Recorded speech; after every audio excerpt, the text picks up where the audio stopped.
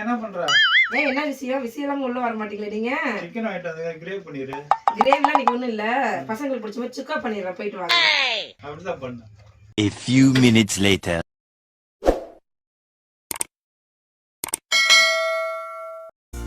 இந்த மாதிரி சுக்கா பண்ணி கொடுத்தா யார் தான் வேணான்னு சொல்லுவாங்க.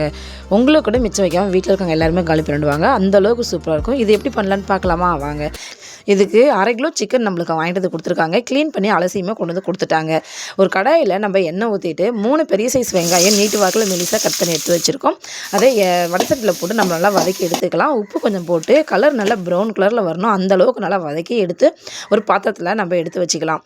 இது ஒரு ஓரம் இருக்கட்டும். இப்போ அதே கடாயிலேயே எண்ணெய் ஊற்றிட்டு ஒரு பச்சை மிளகாய், கொஞ்சமாக கருவேப்பிலை போட்டு நல்லா இது வதக்கி விடுங்க.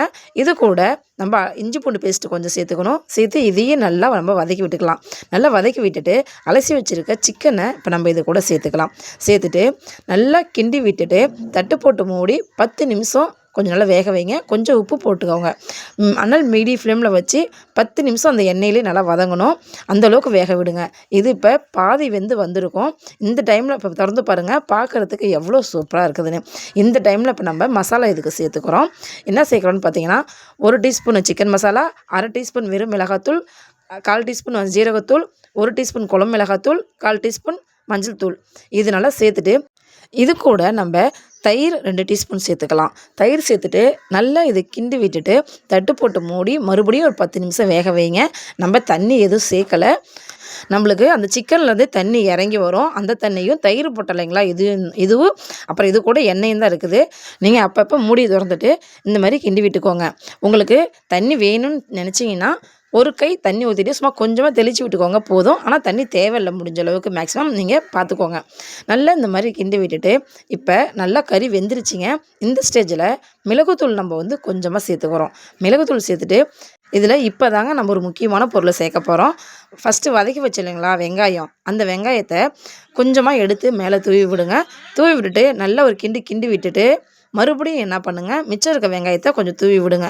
தூவி விட்டுட்டு மேலே கொஞ்சமாக கொத்தமல்லி கீரை தூவி இந்த மாதிரி கிண்டி விட்டு இறக்கி வச்சிங்கன்னா சூப்பரான சிக்கன் சுக்கா ரெடிங்க. பார்க்குள்ளேயே கலர்ஃபுல்லாக எவ்வளோ சூப்பராக வந்திருக்கு பார்த்தீங்களா? இந்த மாதிரி செஞ்சு கொடுக்குறப்ப யார் தாங்க வேணான்னு சொல்லுவாங்க? சிக்கன் குழம்பாவது கிரேவியாவது எனக்கு சுக்காவே போதும் அப்படின்னு சொல்லிட்டு சொல்லுவாங்க. டேஸ்ட் அவ்வளோ சூப்பராக இருக்கும்.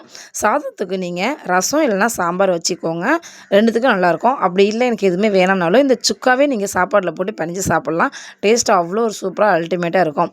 அப்புறம் என்னங்க, உடனே நீங்கள் சிக்கன் வாங்கினீங்கன்னா இந்த மாதிரி சுக்கா செஞ்சு சாப்பிட்டு பார்த்துட்டு எப்படி வந்ததுங்கிறத எங்களுக்கு சொல்லுங்கள்.